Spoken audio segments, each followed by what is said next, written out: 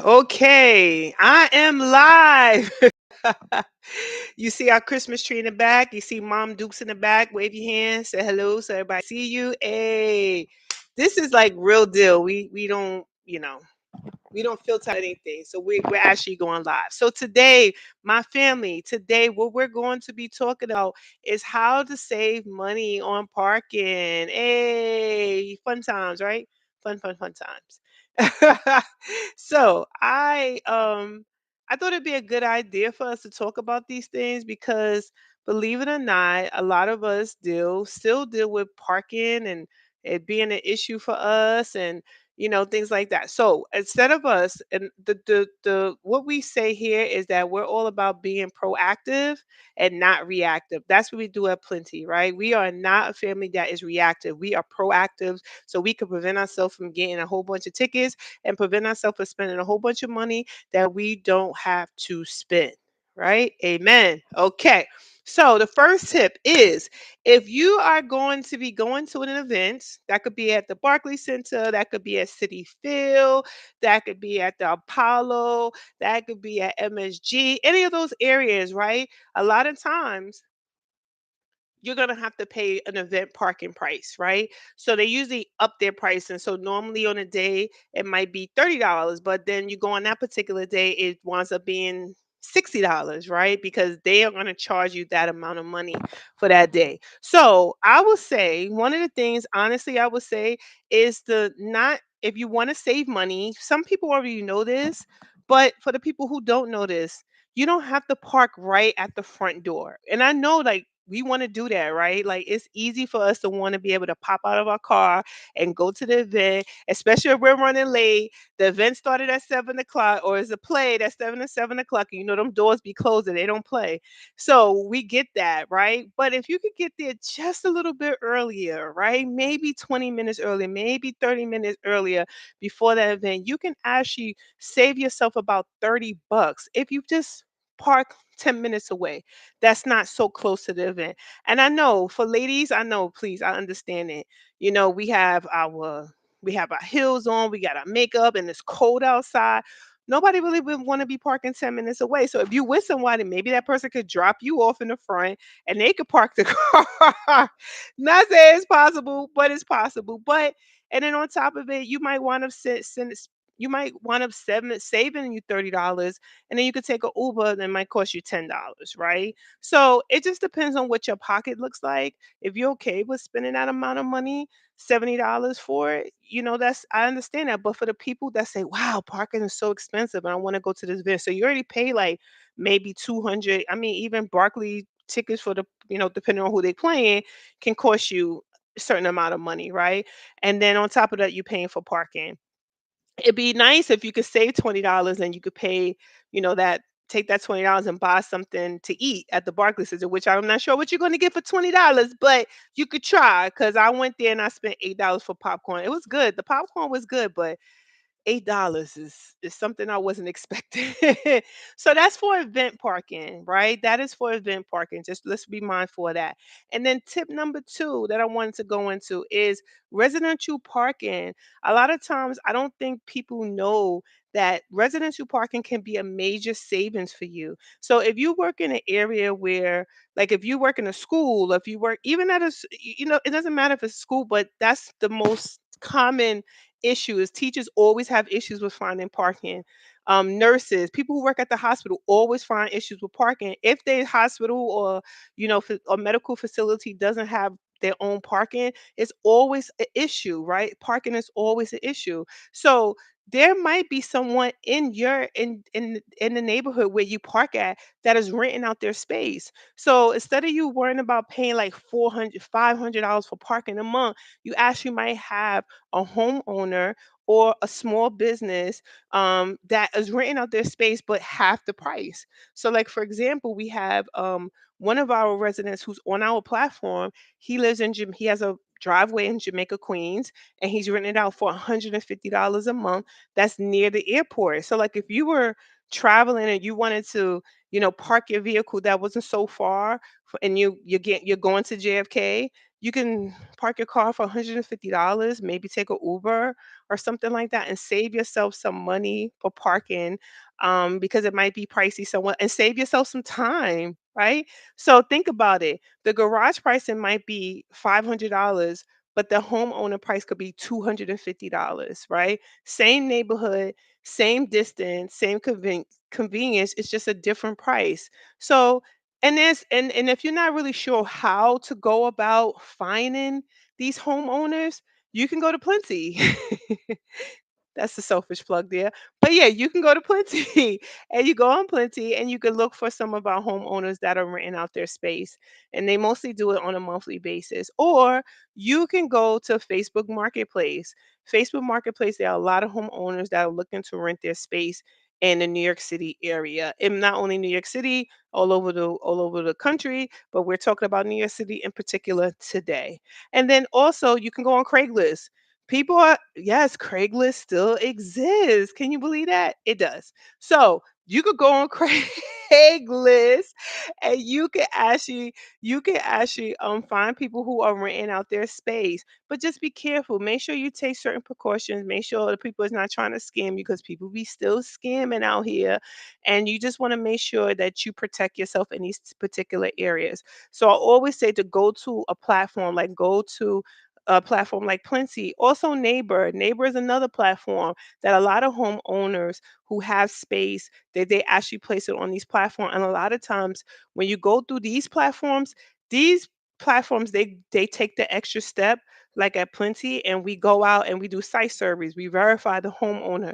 We do these things just to make sure that we protect you, because you are our customers as well as the homeowners or the hosts are our customers.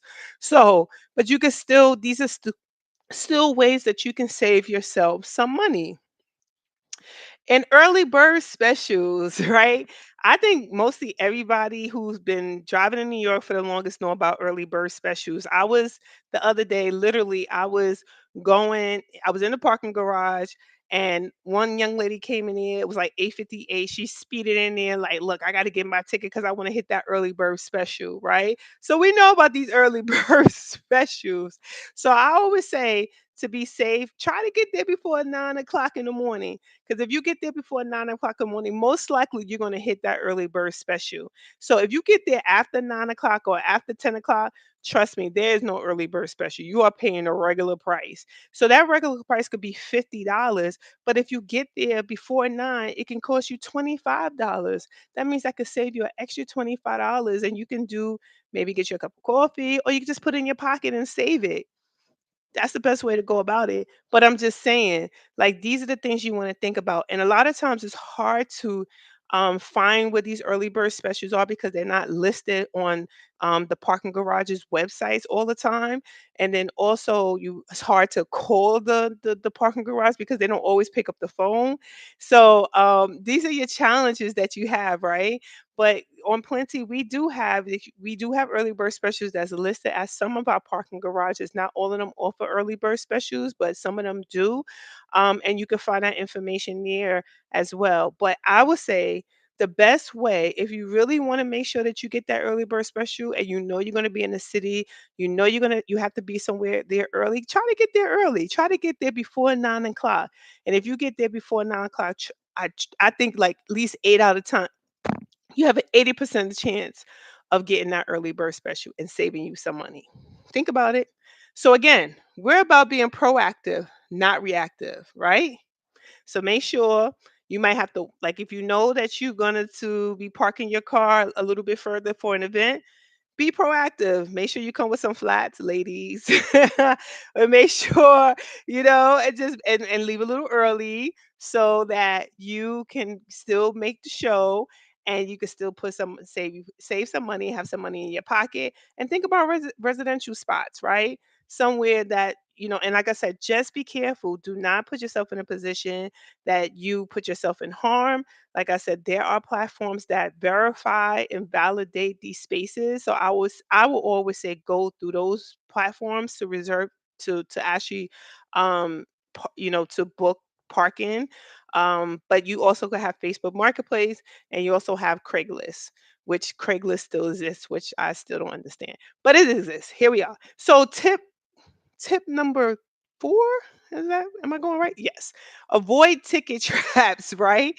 So avoid ticket traps, right? Let's talk about, I'm not gonna go through all the different type of parking tickets. I think the main one that I want to focus on today was fire hydrant tickets. Now I know I've done this. I've parked very close to the fire hydrant and having received the ticket, and then I got, it's just luck, right? And then it's that one time. Here you go getting a fire hydrant ticket, right? Because you parked too close to the fire hydrant. And not to be funny, I even got told one time for having my car parked by a fire hydrant too long. So, yes. So remember, in New York City, you must be 15 feet away from the fire hydrant, not 8 feet, not 10 feet. No, 15 feet. So we don't really walk around with a tape measure. I know I don't. Maybe you have some blue collar electrician, construction people that, they have a little tape measure on their keychain, and or they have it, I know because they need it for work. But they usually have it. But and then there might be some apps out here. There might be an app out here that you could use that you can measure and give you, hey, my light went out. Oh man, that's not nice. It went out on me. Oh well. I hope you can see me still. Let me see. Can you see me? Can you see me? Okay, you can see me. So here we go. We just gonna wing it, right? So then, what do we do? Um, how do you measure 15 feet if you don't have a tape measure and you don't have an app, right? One of the tricks is one full car length, right? If one full sedan like a Camry or Altima or a Tesla or an Accord can fit between you and the hydrant, you are good. You are good. You have hit that 15 feet mark, so you don't have to worry about it, right? And then trick number 2 is 3 big steps. 3 grown-up steps, not baby steps, not shuffle steps, 3 big strides, about 15 feet. So imagine if you rushing to get to work, or you rushing to get to an appointment, or anything like that. How do you go about this? How? Hold up. I lost my train of thought right here. Yeah. Okay. Yeah. Here we go. Okay. Right. So 3 big steps. So then is another one is New York City sidewalk squares. They're 5 feet each. So count the 3 sidewalk squares from the hydrant. East, right? So that's an instant 15 feet. So that's best in Brooklyn, Bronx, and Queens blocks. I'm not sure about Staten Island. Manhattan could be a little tricky, but this is a trick that you can use, right? You might not have your phone, you might not have a measuring, you might not have a full car length to be able to measure it. Like, how am I don't really know how to measure a one full car length in between a fire hydrant in my car, right? You don't know how to do that, right? So, and then you might feel like, well, I got short legs. Maybe I'm not really hitting that 3 big steps. I got long legs, so I get that. So the 3 sidewalk squares, right? That could be a trick for you too. So be mindful of that. Please do not park so close to the fire hydrant and get yourself in trouble, right? And then also, like, I just want to go over here when it comes to the three. I just want to talk about Plenty right now, and I'm just doing a plug right here for Plenty. If you sign up with Plenty with us, you get $5 of credit for new users. So, listen, if you still looking, you need parking, we have parking on our platform, and if you sign up with us and you book with us, you will actually receive a $5 credit for the first time you book with us. Just wanted to put that out there. And then also, wanted to talk about something we offer, which is park now and pay later. So some people who are actually out here, they're budgeting for traveling, or they might be going into the event and it costs $70. Park now, pay later might be an absolute game changer for you. It might be a solution for you, right? So you going away might cost you $1,000 on your trip, and then you might have to park your car for 2 weeks while you're going away, and that's going to cost you another $400. It's like, who wants to pay all that up front? So we actually offer park now, pay later with Klarna, Afterpay, Zip Pay, and then you can spread that out, right? You can spread out over 4 payments. So up front, you might not pay the 400 to $500 up front. You might only have to pay $200 up front, depending on your credit. and and your history with Klarna, right? So we got to take those things into consideration. And even if you're going to an event and the event is like $100, I don't know, like some tickets is crazy, like $400, $300 for a ticket to a concert, and then parking is like $60, and you going by yourself, and it's not a group of y'all or the people you came with, and not giving you no money for parking. Park now, pay later might be an option for you as well. So you can, but you want to make sure you reserve and book your parking ahead of time. And it's only offered on Plenty platform, just so you know. It's only offered on Plenty platform. But you have to reserve and book your ahead in the time to make sure that you can actually qualify for the park now and pay later. Right? So that being said, I just wanted to share that with you. This is what we do, right? This is what we do. We provide information. We are about being proactive and not reactive. So let me leave you with this, my Plenty family. Walk a little further. You actually might burn a little calories, but I understand, ladies, we be looking cute. We got our shoes on. Listen, I get it, right? But if for the people who are okay with it, leave a little early, park a little further, save a little money. Oh, that was a good one.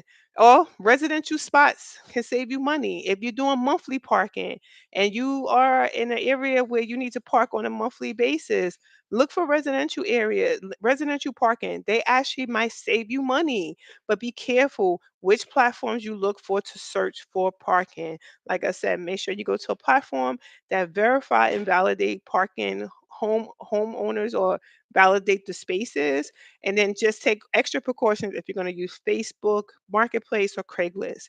Also, early bird deals are gold, right? Remember, 80%, I'm telling you, if you get there before 9 a.m., I truly believe that you have an 80% chance of hitting that early bird special, which means you got to get up early, which means you got to get there early.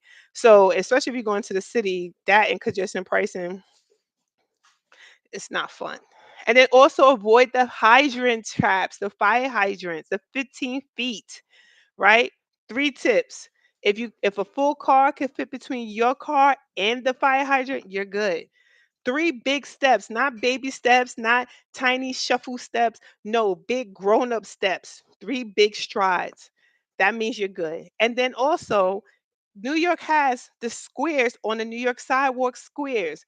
They're about 5 foot a peak. They're 5 feet each. So measure three sidewalk squares and you hit it on the mark. So just want to let you know that. Make sure you read the signs. You always want to remember we read the signs when we park our car. Sometimes we be rushing, trying to get out, but read them signs, man, because we don't want to get no tickets and we don't want to be spending no money where we don't have to. So again, my family, let's be proactive, not reactive. Thank you so much, and you have a blessed night.